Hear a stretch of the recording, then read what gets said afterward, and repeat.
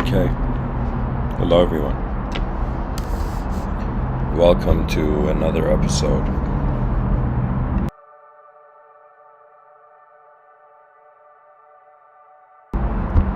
A title arose to me.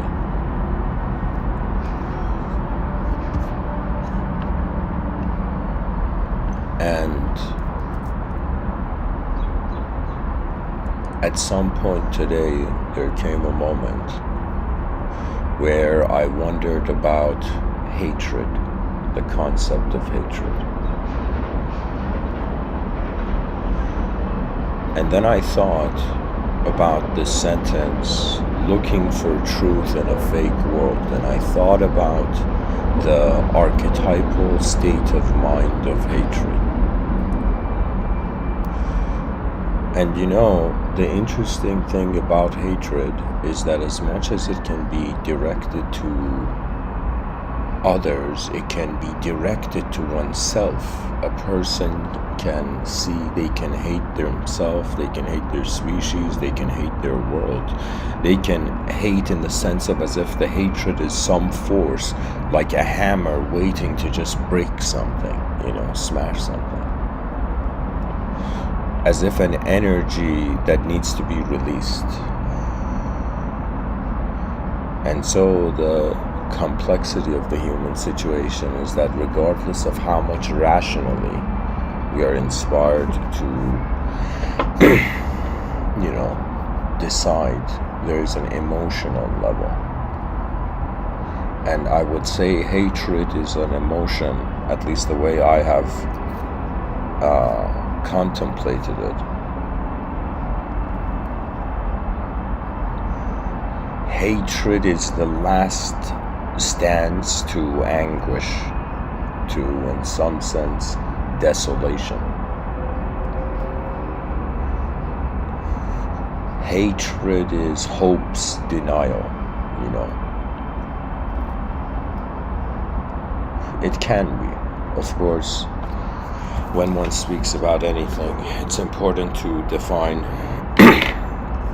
So there's this theory called the neutralization theory of hatred. And actually before that, let me just read what hatred means for anybody who doesn't know what it means.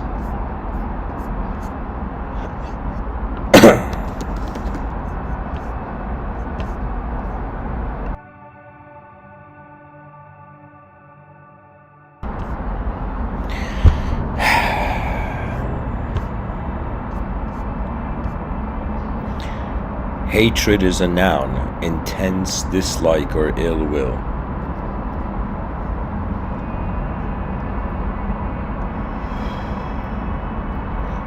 There's more terms associated with it: loathing, hate, detestation, dislike, distaste, abhorrence, abomination. Okay, this is going somewhere else.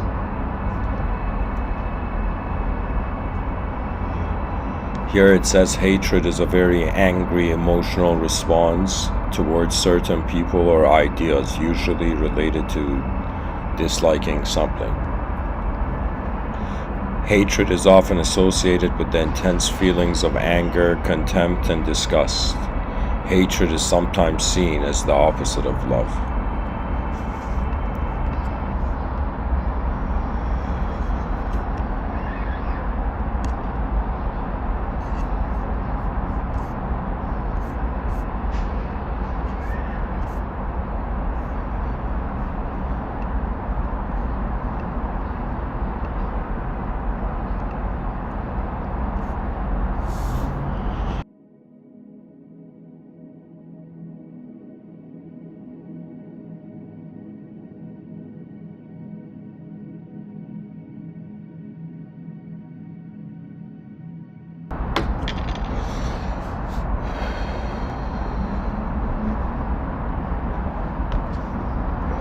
Before I bring out the notepad,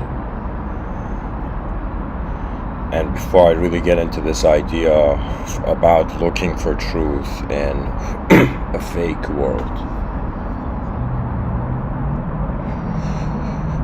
this idea today, pretty much I had a moment, and in this moment, my mind consciously, not unconsciously, try to fathom how it would hate itself, you know.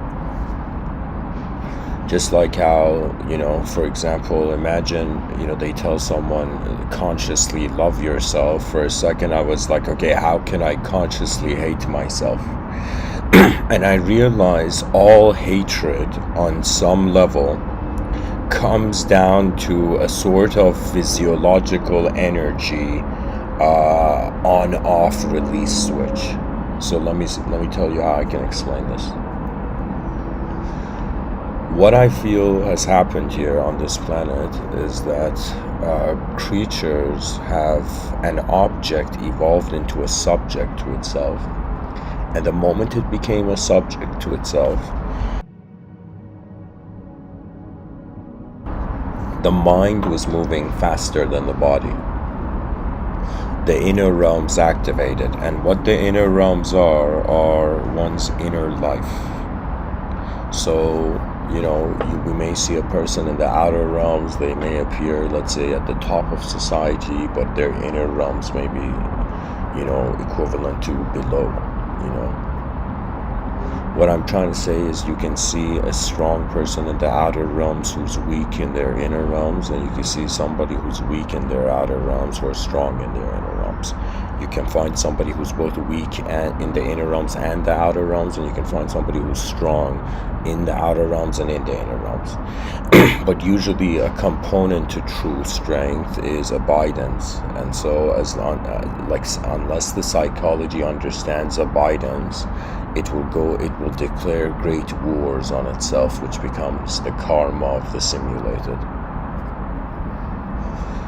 What I'm trying to say is that I attempted to wonder in some sense where, not only how does hatred arise, but why is it happening, and I came to the conclusion that the mind is living ahead of our body, and it's as if the mind is like a bird that lands on you know, the different probabilities of the. Okay, so imagine a person's walking, they can move left, right, and forward, so it's as if there's 3 probabilities of movement, and imagine in their mind they choose to move, let's say, forward, or they choose to move right.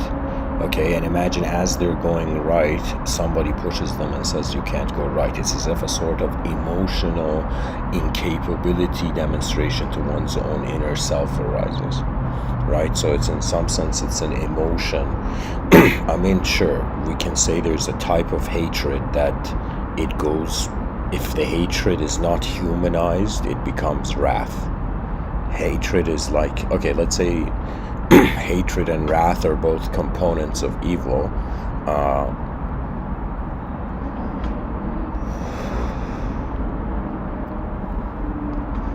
And so when one has hatred, it's as if they are, it's pretty much a humanized evil is hatred, humanized, dehumanized hatred is wrath. Okay.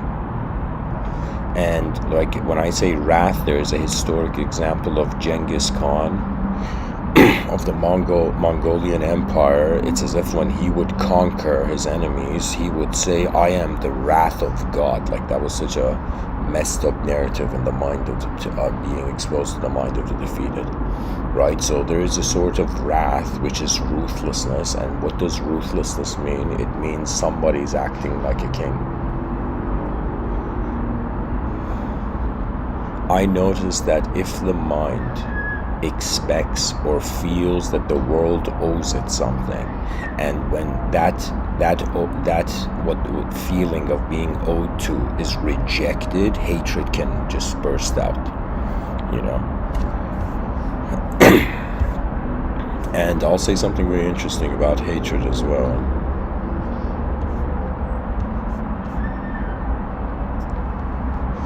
Nobody, this is what I realized, nobody can hate me as much as I can hate myself, and nobody can love me as much as I can love myself. And let me explain what I mean by this. I mean this in the sense that nobody can see me. You see, we're all even though we communicate, we have personalities, we go into the cultural, social, sociocultural, socio-psychocultural program, you know.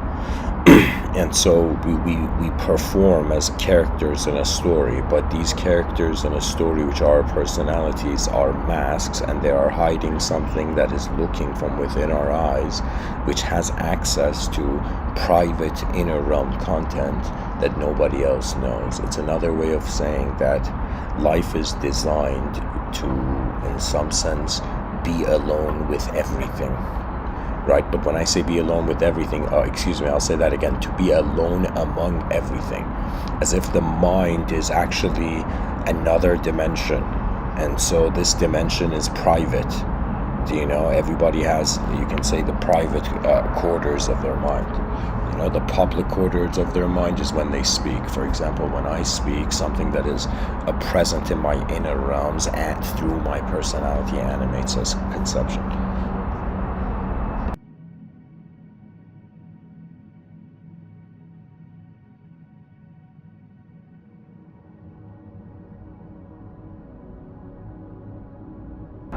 You know, the world is becoming more and more an emotional place, which means probably if the species doesn't care to innovate through, like, there has to be a creation effort, there has to be a compilation effort, and there has to be a sort of filtering effort.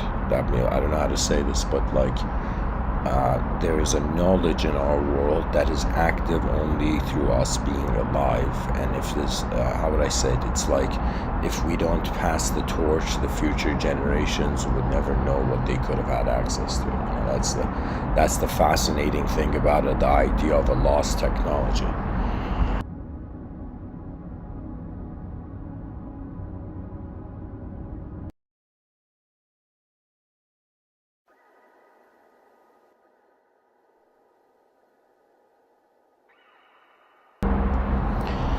So anyways, the focus, like I'm building something with this hatred thing I'm talking about, guys. The idea is that I wondered about where does hatred come from, and I wondered about its relationship between what I call the inner realms, the life we live behind our eyes, and our outer realms, the life we live in front of our eyes. I noticed that if the inner realms move too fast and the outer realms don't follow up, the mind can hate itself. You know, to in some sense understand hatred and love, one has to understand the concept of desire. In order to understand the concept of desire, one has to understand the concept of self. In order to understand the concept of self, one has to become aware of what there is present in the moment. The idea is, how is the mind holding itself now? Has the mind held itself before? And how will the mind hold itself in the future?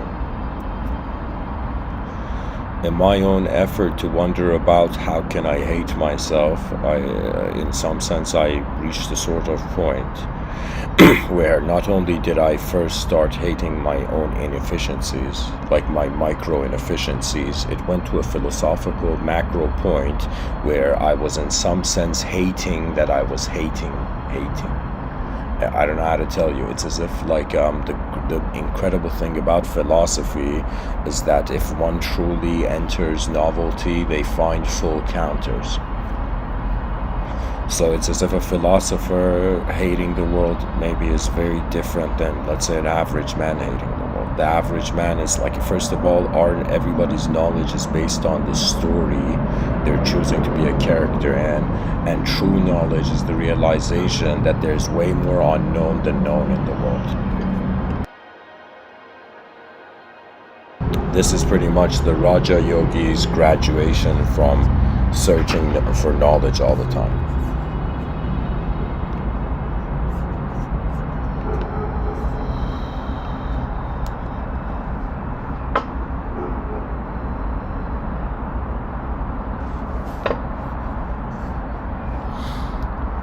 I wondered, if I hated myself, how would that look like? If I hated my species, how would that look like? If I hated the world, how would that look like, or what would be that karma? My mind realized, or I would say I noticed, that in order to hate, one must have the contrast of love. Do you know? That means if somebody didn't love anything, they would have no reason to hate it. We see this all the time.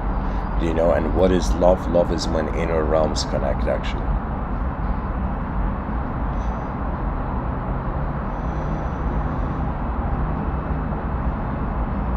It's the serenity of when inner realms can be themselves in the outer realms. It's as if a person loved themselves, and then the vision they had for that love of self didn't happen, so they hate themselves. Now the person had a vision for the species, you know, had a sort of love for the species and wanted the species to get somewhere, and the species didn't get it. I imagine that could cause, you know, species hatred, right? For example, air pollution is making it so easy for people to actually diminish mankind. It's like after we fix the self-esteem problems of individuals, it's like the self-esteem of the species. And so in order to even hate the world, one has to love it first. And when the love is rejected, then hate becomes pretty much a ghoulish way of behavior. Okay, because you see, for a designer, chaos and order are not moralized to fight each other. You see, the nature of intelligence at some point is space.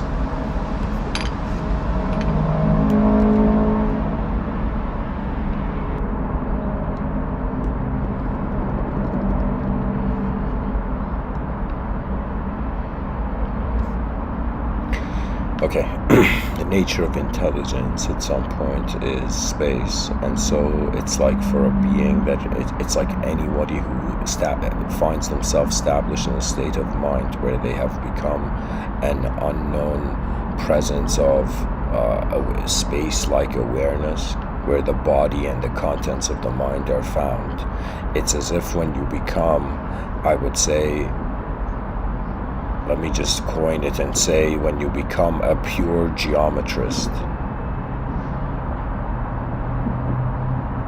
you become someone who is from an unknown viewing position. It's as if you become the spotlight where the geometry of karma takes place. What I'm trying to say is that we can hate when we have the certainty of an internal declaration of what the outer declaration is or has to be.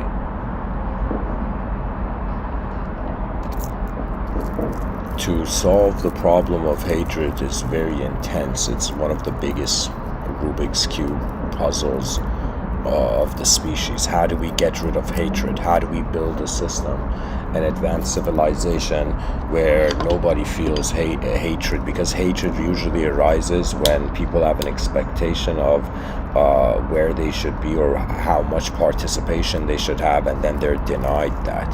Do you know, who knows if, like, you know, Hitler was a loner in school, you know, who knows? Do you know? Like there could be this sort of built up of rejection, and then the person's like, okay, is the rejection gonna destroy me, or should I destroy the rejection before the rejection, right? And so it's kind of like this sort of, you know, hatred is like a snake's sting.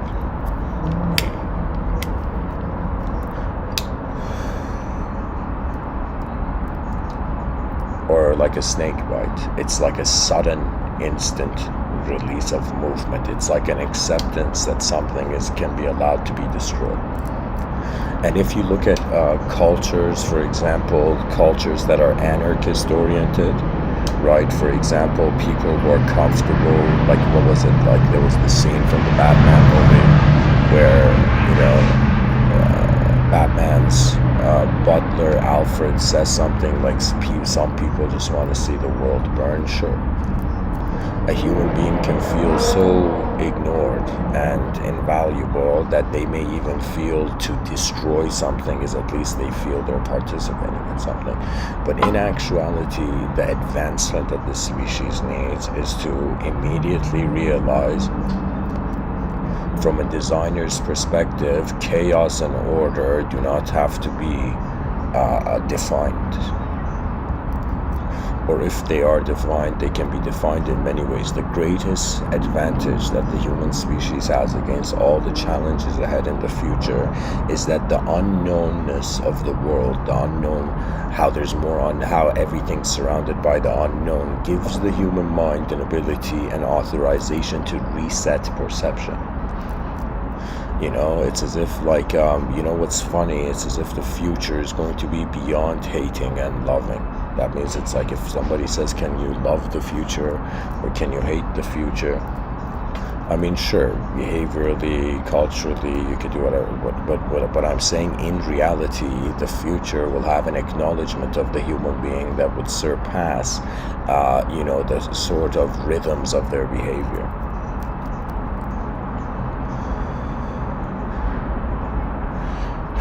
Pretty much my observation was that anytime I am convinced that I hate something, it's because that hatred has been a fear, an obstacle I have ignored to understand. What we refuse to understand, and that comes closer to us, we hate.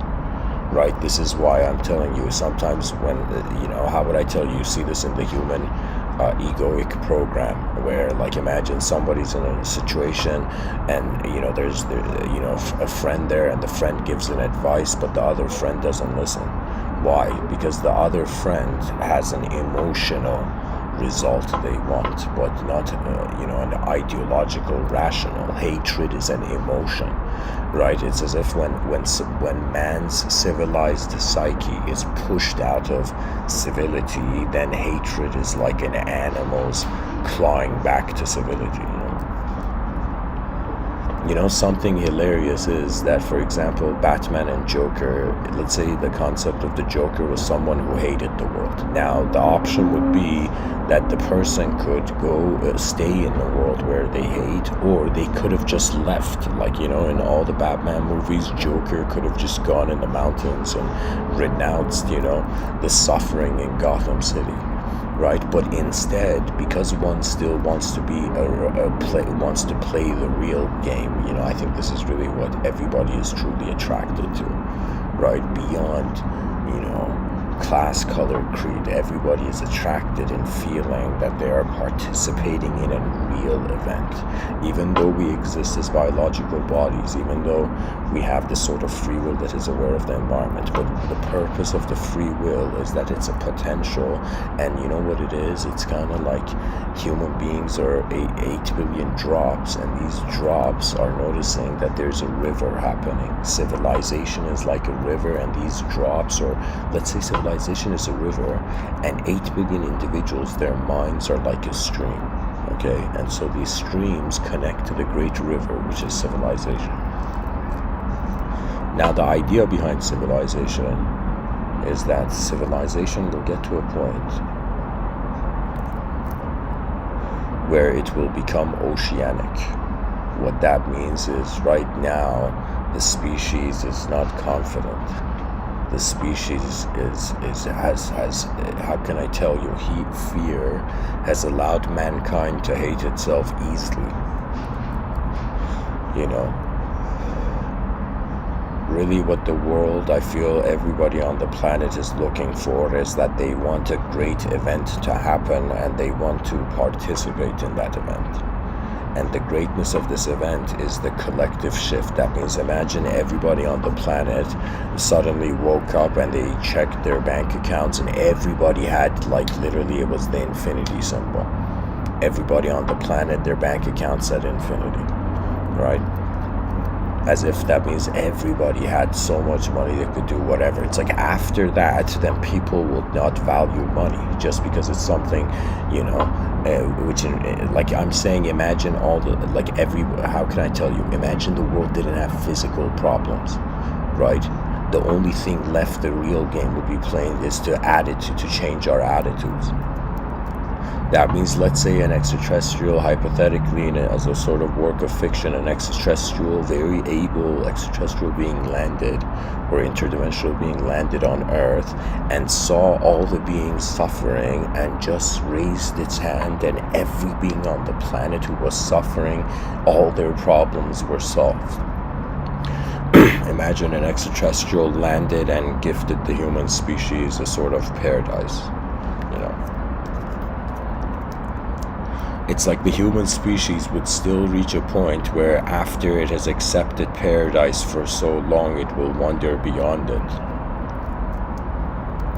There's something, guys, I'll tell you, in the Bhagavad Gita, and it is one of the most profound things I've read, where Bhagavad Gita is the conversation between Krishna, this avatar of God, and Arjuna, this next level archer in a battlefield who doesn't know if he should fight or not.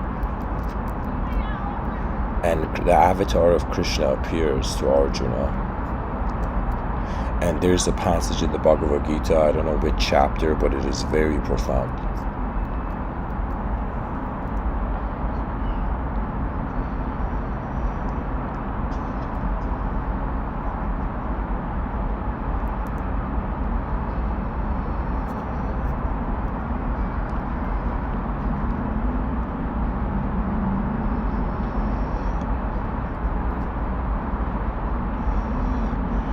Krishna tells Arjuna, and hopefully I'm remembering this correctly, or let me see, guys, hold on, let me go bring the book, or whatever, I'll just summarize it, I'll tell you. Pretty much the avatar of God, Krishna, tells Arjuna that pretty much yogis have two kinds of paths. And one path is those who are... Okay, let me just bring it and read it.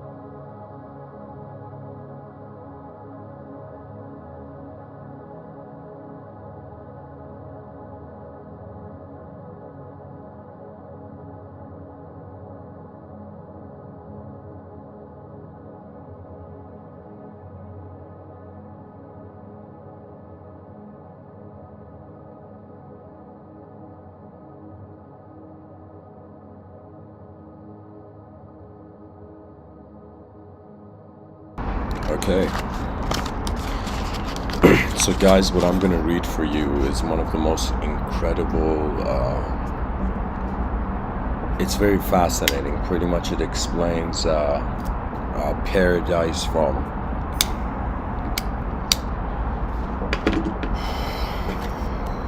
a Vedic interpretation.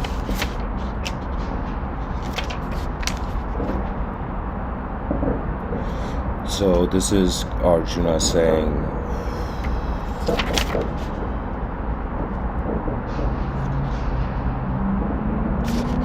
okay, there we go. So Krishna says, Arjuna, all the worlds from Brahmaloka is the seventh heaven in Vedic thought, the peak of Mount Meru. Arjuna says, Arjuna, all the worlds from Brahmaloka, the heavenly realm of the creator Brahma, downwards are liable to birth and rebirth. But O son of Kunti, on attaining me, here the me is capitalized, M, on attaining me there is no rebirth, for while I am beyond time, regions like Brahmaloka, being conditioned by time, are transitory. Those yogis who know from realization Brahma's day as covering 1,000 Mahayugas, and so his night is extending to into another 1,000 Mahayugas know the reality about time. All embodied beings, so here it is, guys, listen to this one. All embodied beings emanate from the unmanifest, in brackets, Brahma's subtle body. At the coming of the cosmic day, at the cosmic nightfall, they merge into the same subtle body of Brahman, known as the unmanifest. Arjuna, the multitude of beings, being born again and again, is dissolved under compulsion of its nature at the coming of the cosmic night, and rises again at the commencement of the cosmic day.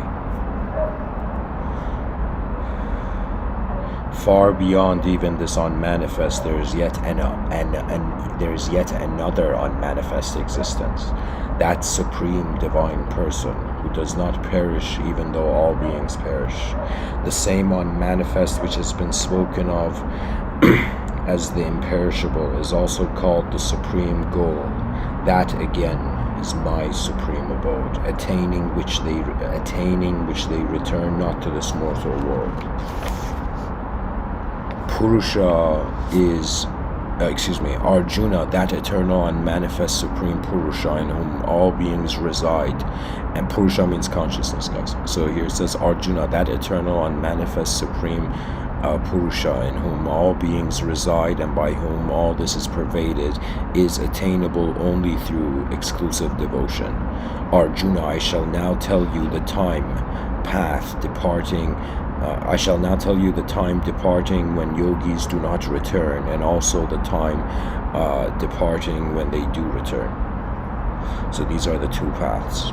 So God is explaining to Arjuna how yogis reincarnate and how they don't reincarnate, like they transcend, or they reach a point where they don't need to reincarnate. Of the two paths, the one is that in which are stationed the all-effulgent fire god and the deities presiding over daylight, the bright fortnight, and the 6 months of the northward course of the sun respectively. Proceeding along it after death, yogis who have known Brahma, being successfully led by the above gods, finally reach Brahma. The other path is that wherein are stationed the gods presiding over smoke, night, the dark fortnight, and the 6 months of the southward course of the sun. The yogi devoted to action with an interested motive, taking to this path after death, is led by the above gods, one after another, in attaining the luster of the moon and enjoying the fruit of his meritorious deeds in heaven, returns to this mortal world. So I'm going to pause it here and I'm going to explain. So pretty much, imagine you're an archer on a battlefield. God arises to you, appears to you, and tells you that if you want to go beyond reincarnation, and if in some sense God tells you there's two paths for the human soul, poetically. One path is that in some sense those who know Brahma in this life. So what does that mean? That means those who understand that their presence is unconditional. Those who comprehend that the unknown is the most honorable bow to the inconceivable.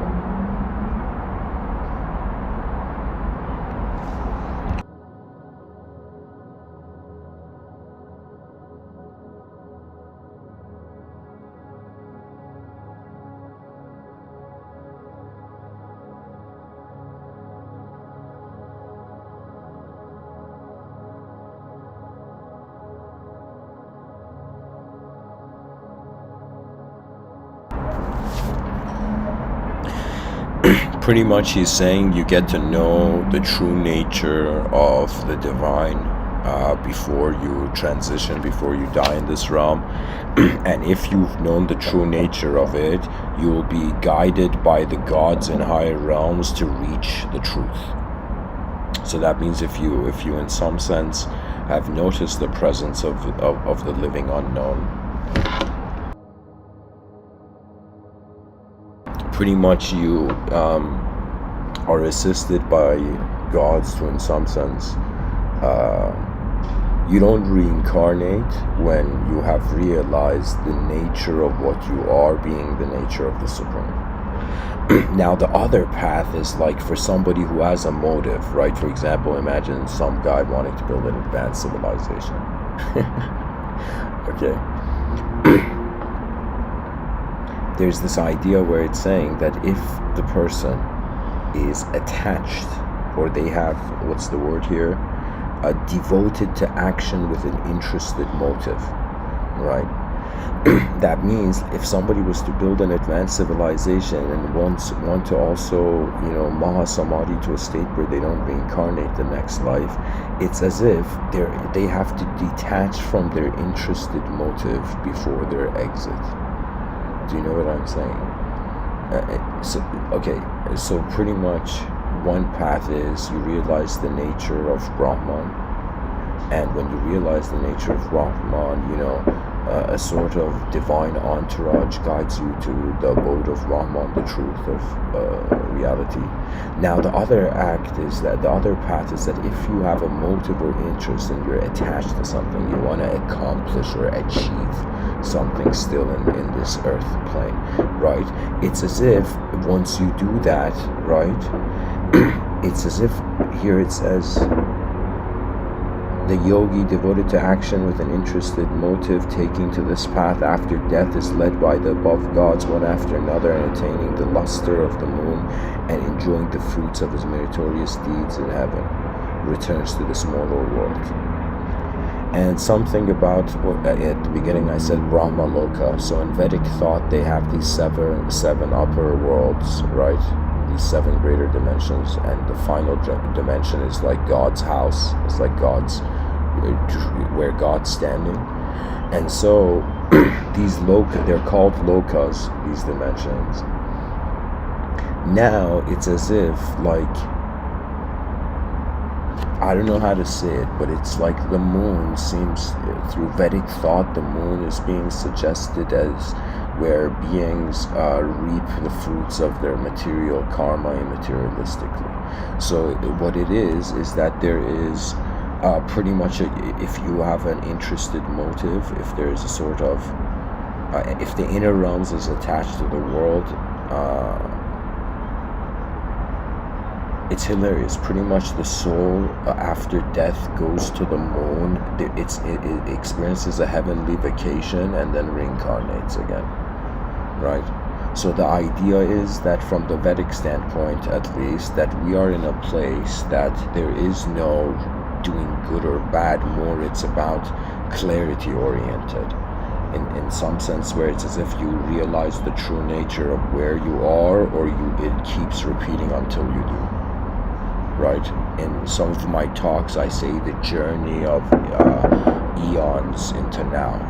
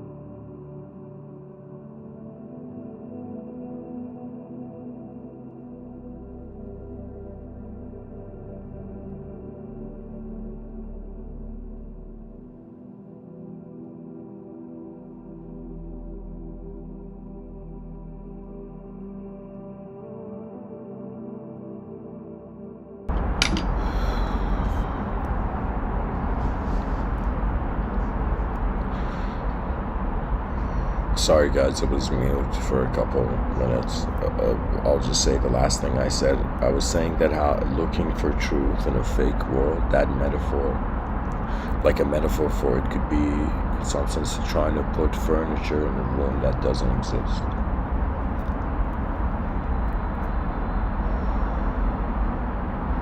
You see, the human mind has expectations. Expectations are how much memories give a promise for the future. It's in some sense like the potential of the past as a probability to occur in the future is what expectation is. Expectation is how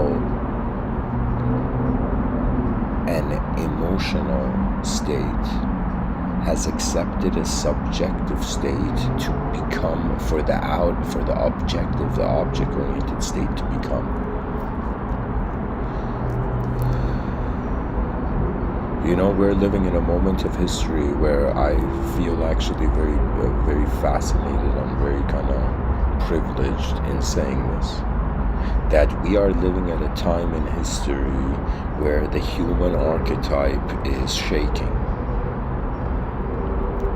And human beings in the future, there may be like even beyond hatred, it's like dehumanization, right? That is the true darkness of human nature, right? That is the biggest challenge. More than, it's like, let's say we got we got good food, clean water, shelter for everybody. Then, you know, it's like there's an urge in the human being that it's as if regardless of the story we become a character in, we know that we are energy, we know that we are here. That is like the supreme, you know, that's where direct experience begins.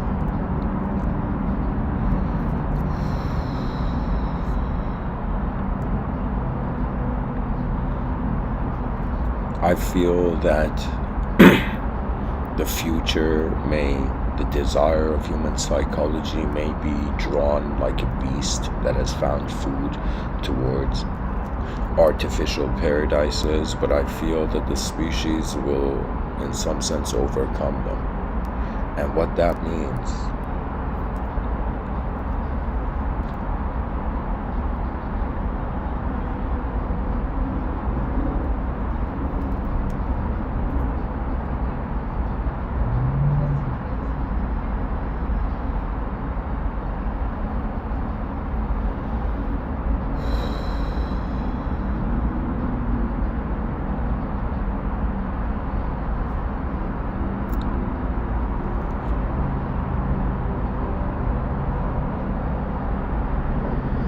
the presence of freedom surpasses belief.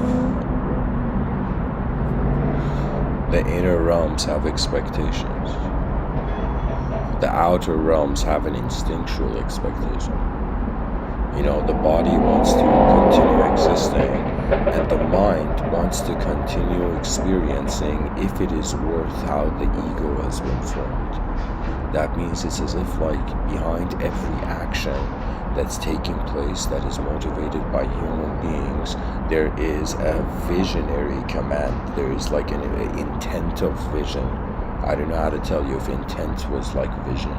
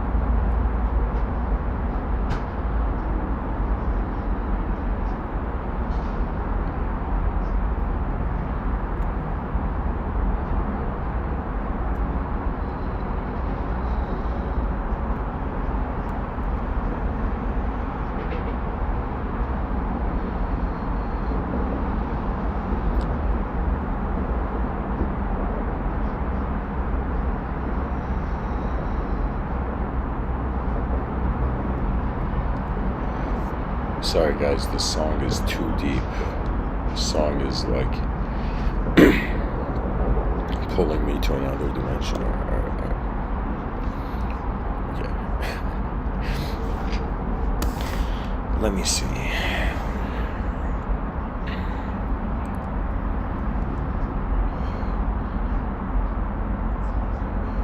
I guess I'll go back to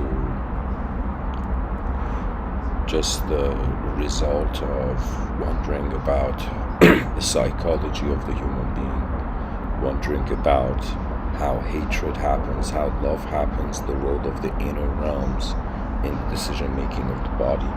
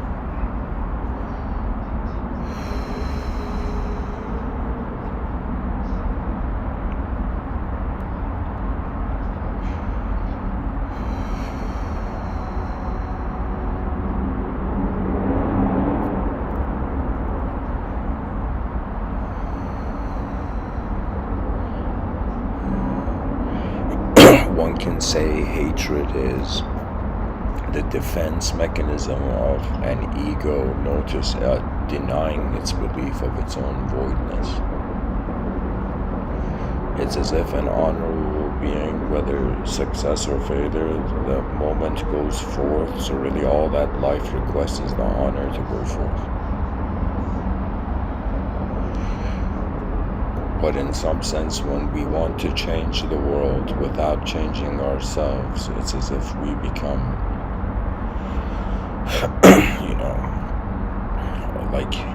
ignorant, sleepwalking giants.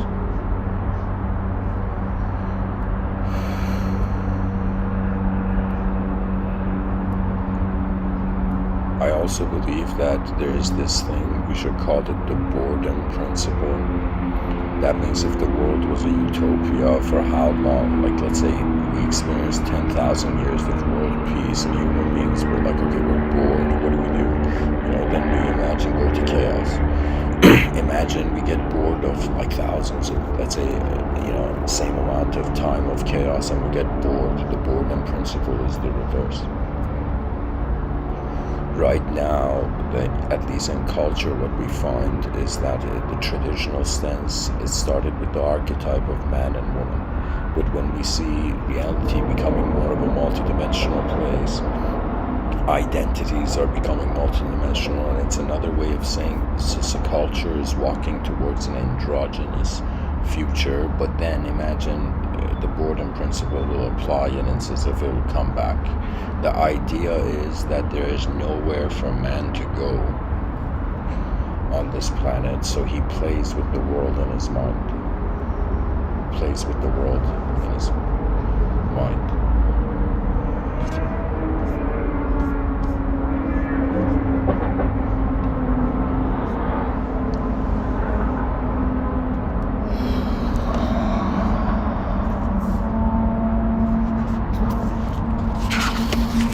Sometimes a person can be fake in a true world, the reverse can apply. Here I'll scholar out this episode, guys, just, oh my god.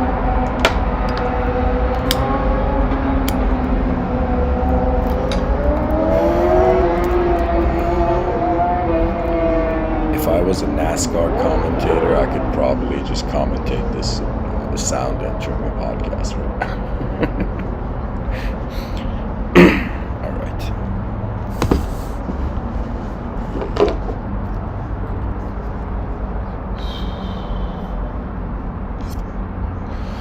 how does the moment move, and how is truth what we can't become because we are.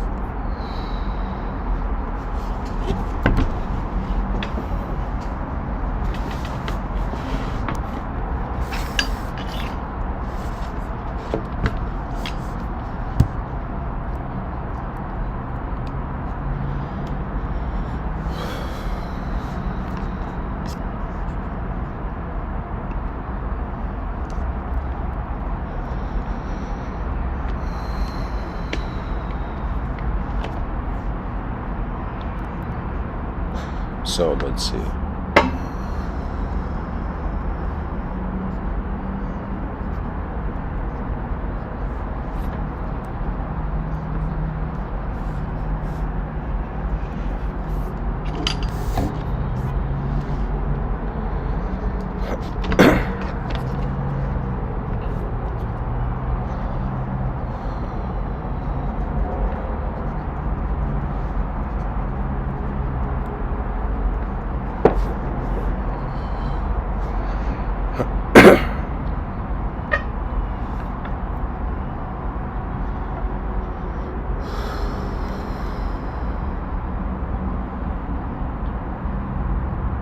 We can also wonder about looking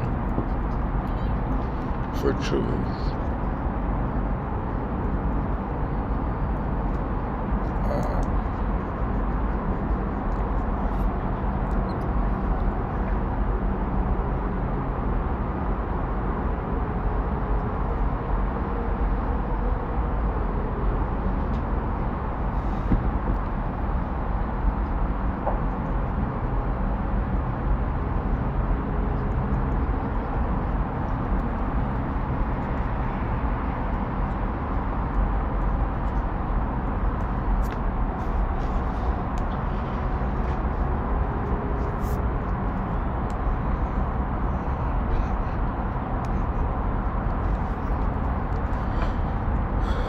So whoever you are, you should be looking at the screen of this video.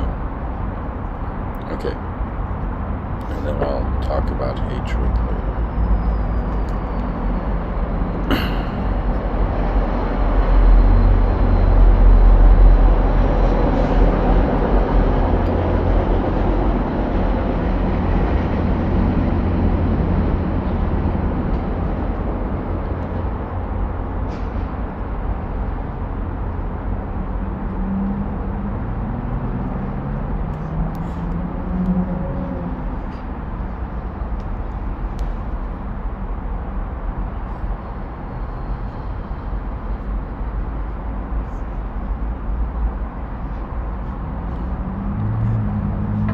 If we looked at this sentence and wondered about it as a movie, it would be like these words I've underlined are like the scenes. And so it's as if the question comes, what is looking? Who is looking?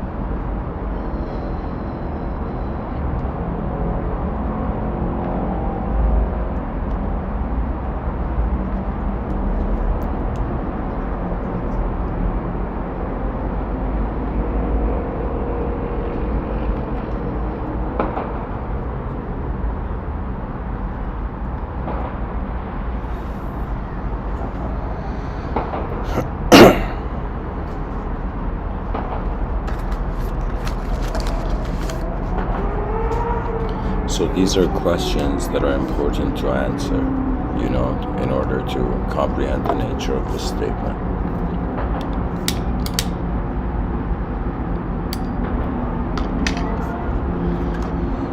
When we wonder about what is looking or who is looking, first of all, consciousness is really sight being accessed. That means consciousness is the definition of what is looking, and then who is looking depends on what consciousness identifies as. So the concept is, this leads to what does consciousness identify as.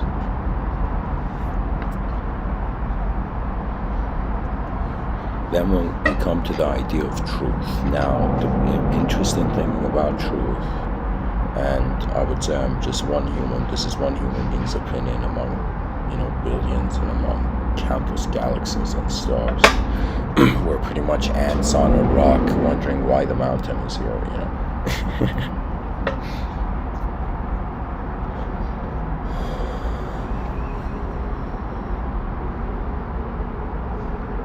What is truth? I would give attributes in some sense here. I would give the attribute to truth that if something is to be true, it has to be instantaneously true. It doesn't matter the length of time. That means the concept of a simulation requires the idea of a truth even. So what is truth? This is the most important thing. Anybody who understands this word, instant, that is what true truth is. That is what enlightenment is. It is an instant where attention and energy are just being. And as you notice the nature of it, the attention in the inner realms enters a novelty sphere, which means is that your mind moves in a way where it hasn't moved before. That's how instantaneously it's known. But truth could be, in some sense, a solution for the ego.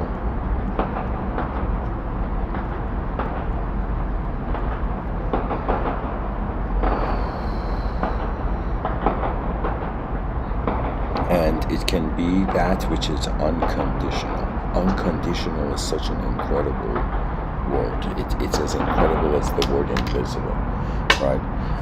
It's like the person, got the most advanced educational degree, right? And then the person's like, wait a minute, you're telling me there's an unobservable, world. You're telling me our eyes are only capturing a very small, part of the electromagnetic spectrum. It's as if there is so much that we don't see. To claim that we know anything is like, it's like now we know why the gods are laughing poetically, So what I mean by this is that the idea of the unconditional means that which needs no condition to be. That's another way of saying instantaneous, because you got to realize karma requires more than one moment. I said in my earlier talks, the center of the wheel of karma spins for no man, for no one. And the idea is that in moments of instantaneity, there can be no doubt. There is no other moment. It's as if instantaneity is one point, and then in some sense duality is like 2 points, right? In order for us to be a self in a world, we need 2 points. But in order for us to just be, that means in order to be a human being, you need duality. But if you want to just be a being, or be how you're being, and there's so many ways you can be, your being.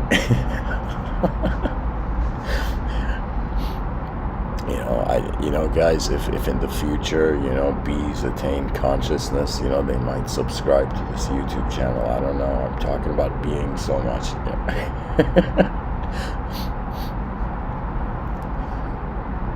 Imagine, Jean-Paul Sartre, talking about, you know,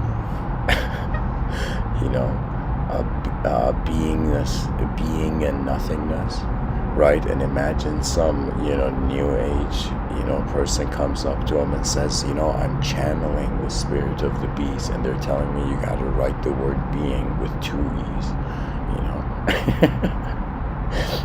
And Jean-Paul Sartre is probably like, it's like, all right, man, say thanks to the beast. But anyways, sometimes the humor leaps out. Pretty much, what is truth, right? It's something where there's no more energy or quest or journey for it. It's just how being is okay to be. For me, if somebody was like, Mr. Within, what's the greatest truth you found? I can say it to you in a sentence: the unknown is unknown. That means it's like the person's mind can ritualize any sort of sacredness towards the source of being, but they will realize that it's unknown, and that's why man requires humility. It's as if I will tell you, imagine the universe was finite, and from us, everybody on the planet had decided to become scientists, and we had explored everywhere in the cosmos somehow. And when we had done this, it's as if everybody became religious. Why? Because the games of the physical realm were resolved. The knowledge of the known world was attained. It was done. It's as if once we have conquered non-fiction, the fiction remains. The vision of, sometimes, I would say here, I'll share it. I had the proper way of saying it would be I was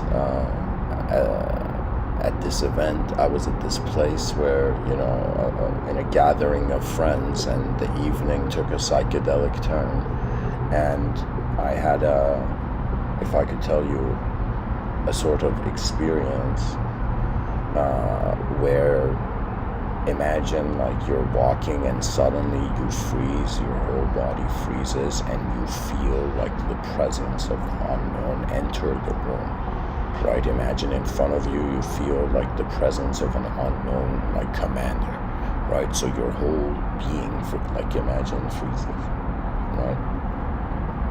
And then, just like how there's the idea when the soldier salutes, then, the higher-ups say, at ease. Then there was that sort of experience for me, and I had this fascinating realization that every person has actually tunneled through all the ways they have been so far, and so to define the personality based on one moment is a flaw. So in some sense, all the theories humanity has on information needs to be recognized that the context of its implication could be multidimensional. It's another way of saying the reaction of the psychology of a species to the unknown made it realize that its stories of knowledge was a thin ice it was standing on. The idea is that human beings have choice, and it's really fascinating because what are the options, right?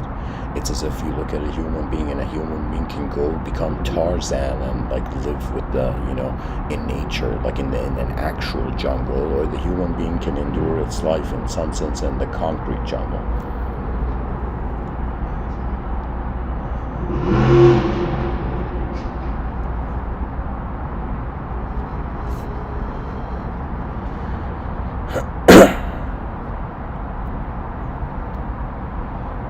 The idea of a fake world is simply, I gotta draw it out here. We have the original.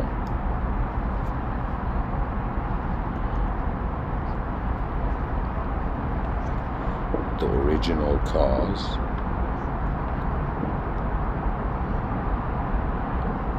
And the fake effect.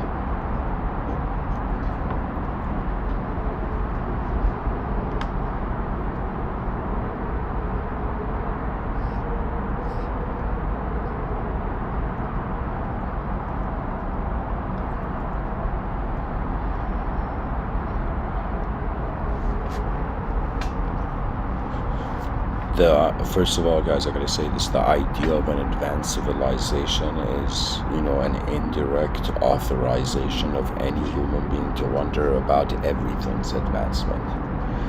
That means, a great, victory for this YouTube channel would be if in the Universal Declaration of Human Rights there was a freedom to advancement. Advancement is so beautiful because 8 billion creatures have evolved to be conscious of their own destiny.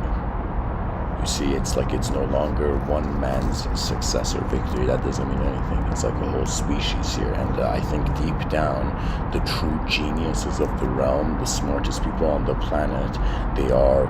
Okay, here, I had a conversation with someone about AI. That if super intelligent computers, let's say after the tech singularity appear, like what is like a conscious AI gonna do, right? In the movies we see a sort of dystopian and destiny to it, but I would say I think the smartest thing that a very advanced being suddenly waking up among us, which would be the idea of super intelligent computers, would do, would that it would become invisible and it would watch us. It's as if the advanced learn by watching the lesser dimensions. Just like a person learns from its mistakes, dimensions, in some sense, being it advances between dimensions by the mistake being recognition of the nature of where the attention is. You see, on some level, we are unknown pilots in a known world. And every person actually throughout the day is piloting themselves as attention. They're a presence of attention more than a personality, persona-bound entity. The person's like, is my karma because of my attitude, or is it because of who I am? Like, which one is the karma happening? And the concept of what is fake or who is being fake is the suggestion that there hasn't been an acceptance on the original start of a movement.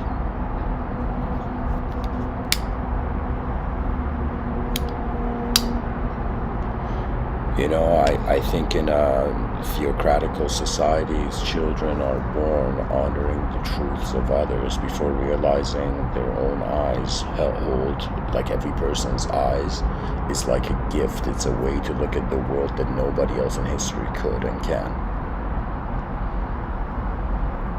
Maybe until collective hive minds through cyberspace happen, I'll give it 200 to 600 years from now.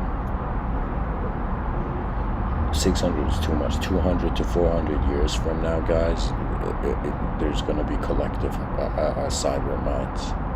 That means nobody's ever going to be alone because their mind can connect to servers, right? The human being is such a multidimensional being that it has even created the idea of the multidimensional. It is considered the concept of a simulation, right? That means it's as if all these yogis trying to do a specific yoga to get enlightened, it's as if, buddy, you guys are saying that it's samsara, then why doing anything in the world is attachment to samsara? But the idea actually is that behind your eyes, if the inner witness detaches from the fruits of karma, it will recognize that how it is being is moving the world already. We are energy, guys, and our energy is our presence, and our presence is piloted by our intent, not sometimes our beliefs. So, a person can believe that they're a good person, but their intent could be bad, right? A person could be a bad person, but deep down their intent to their principle, universal philosophy is good.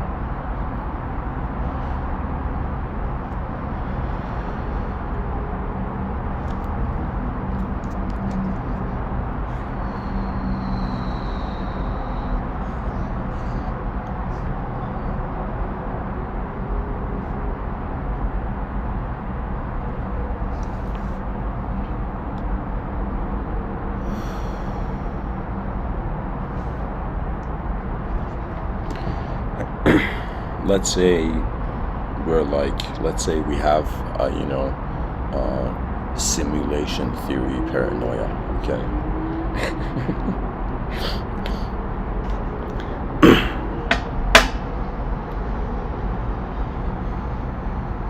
As if what to do if you suddenly notice you're in a simulation.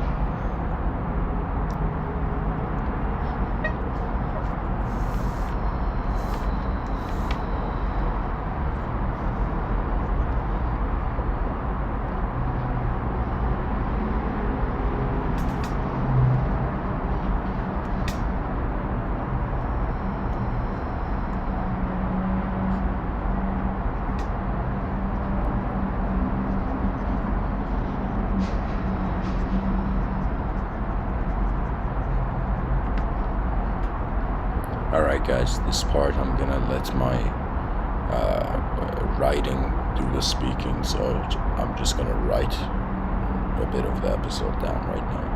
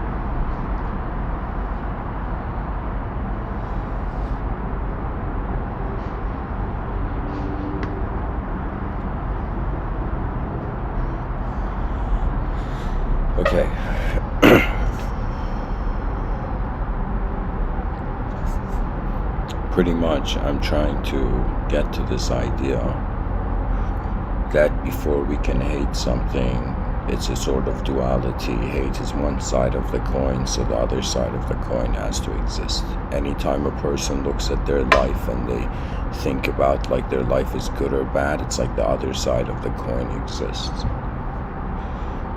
It's as if there's a parallel universe where the greatest version of you is happening, and there's a parallel universe where the worst version of you is happening. You know, the most chaotic and the most ordered. So the contrast is required before one can, in some sense, look for truth. They have to wonder about how true their approach is. And in some sense, with the motivation of what sort of intent their eyes seek their source. What I realize that it's all storytelling. You know, the world is it's as if stories connect the behavior of consciousness.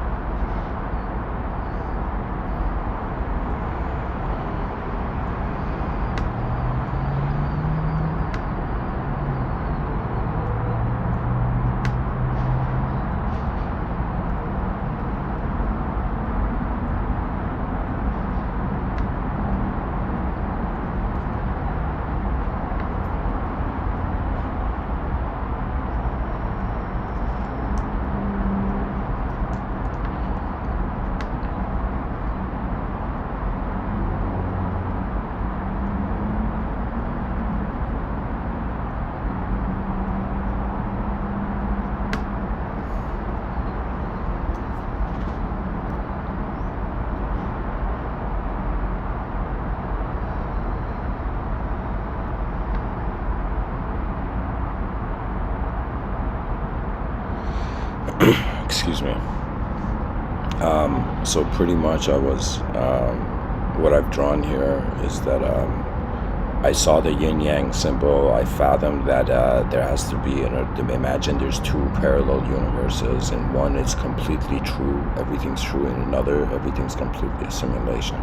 Now it's as if treating two dimensions, you know, in some sense as like the yin-yang symbol, where in each dimension, a bit of the other one is there, right? It's like this.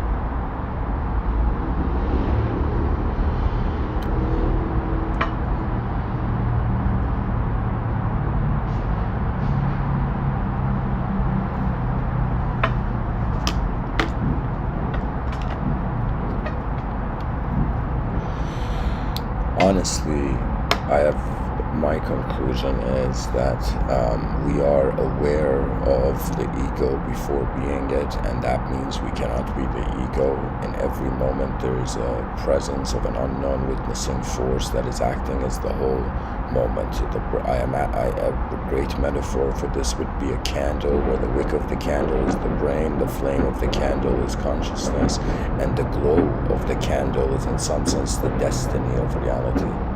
Right? So in some sense, it's as if every person is like a lantern in the darkness of the cosmos, and they are being held by the forces of nature, by the privilege of being an evolutionary member of a species.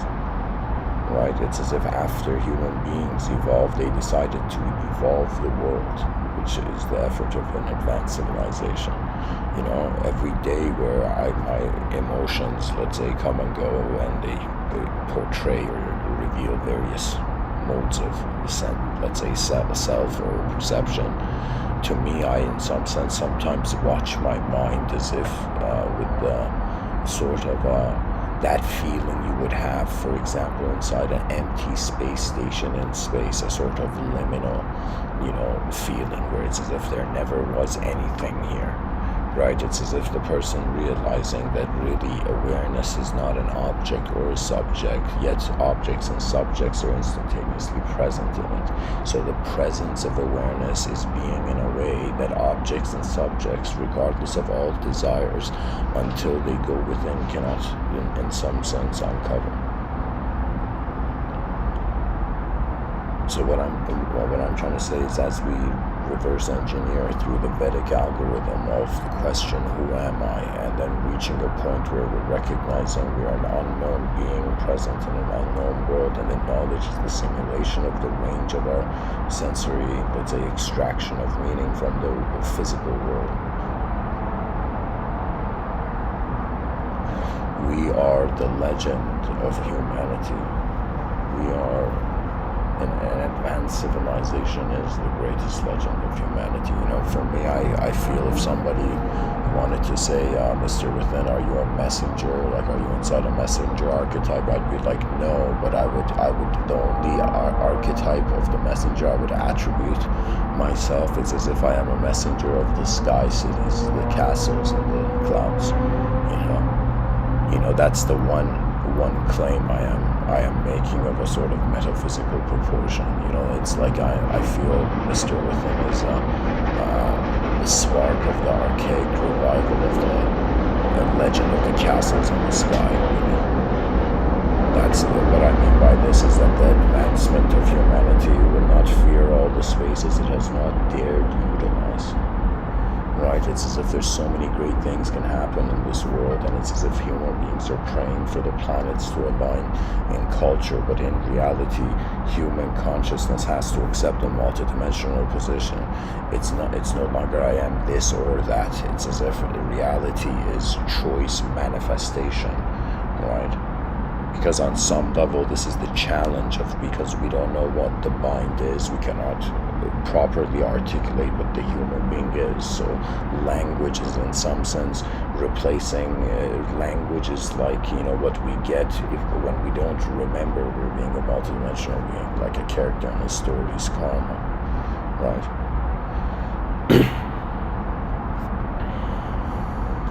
I'm going to share this Zen story.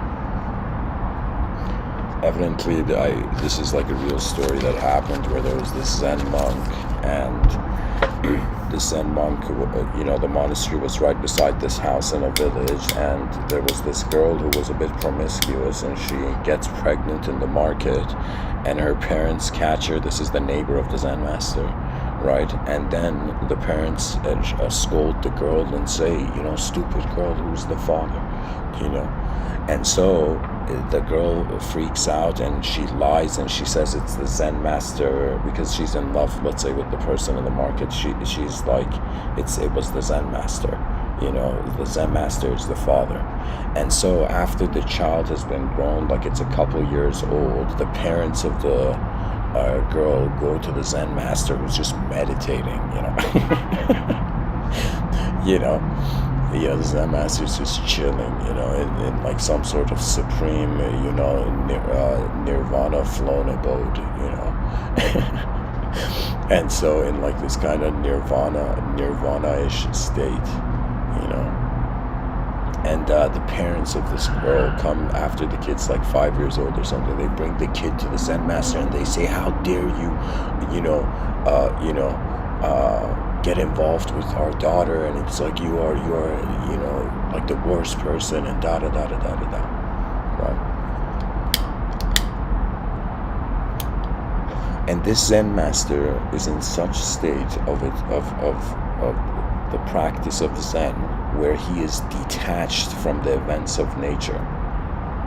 So in some sense, he's kind of like, I don't know if in the story he's silent, or I think he says something as if like, he says, "Is it so?" I don't know what he exactly says, but he just acknowledges the moment as if there's no resistance against anything. This, let's say, next level Zen master, tries in the purest possible way to raise this kid as a very remarkable, like teaches all the teachings from Zen to this kid, like, pretty much like monks, like think of like Dalai Lama level, of teaching. And what happens is that the girl feels so guilty that she goes to the parents and she says, "I lied," right?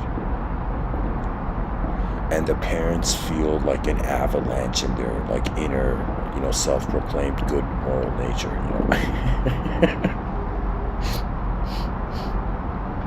What ends up happening is that the parents of the daughter go to the Zen master, and the kid's like, I don't know, let's say like 12 years old or something, and the kid is like supremely like enlightened and liberated and calm and no longer,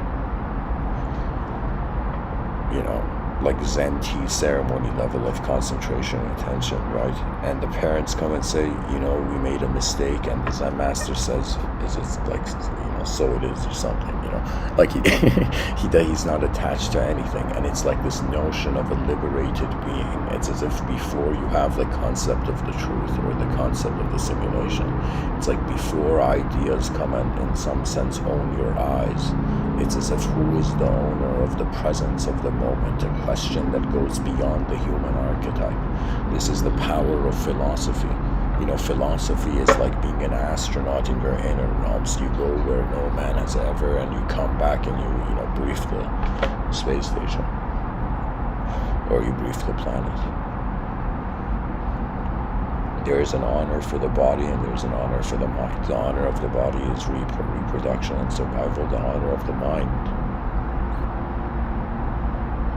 is service. And what service means is any potential that the human lifetime had was activated before it was dismissed out of the, let's say the conscious waters of the manifest earth. To discover the nature, just think about it, that a person wakes up and goes to sleep. When you go to sleep, it's like you vanish, right? And so suddenly you come back into the conscious waking state, and all these yogis are like, use every moment to study yourself, to recognize that the self is the opportunity of life, right? And its opportunity requires a strategy, and its strategy requires collectivism, and collectivism requires 8 billion creatures on a rock in the middle of nowhere to acknowledge that before language became their truth, they were the glowing ones that cast the shadows.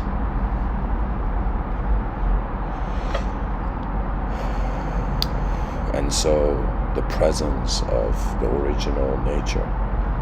I'll read this quote and I'll end this off.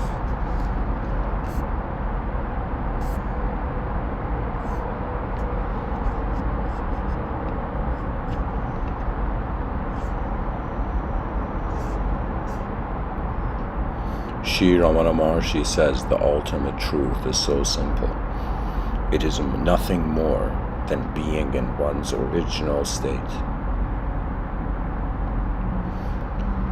The ultimate truth is so simple, it is nothing more than being in one's original state. Like, that's it.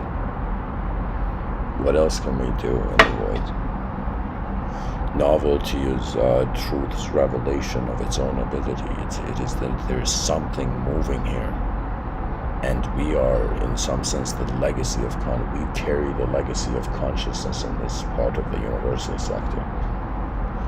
You know, a multidimensional being has multidimensional honor. Many dimensions of life are held in value and potential.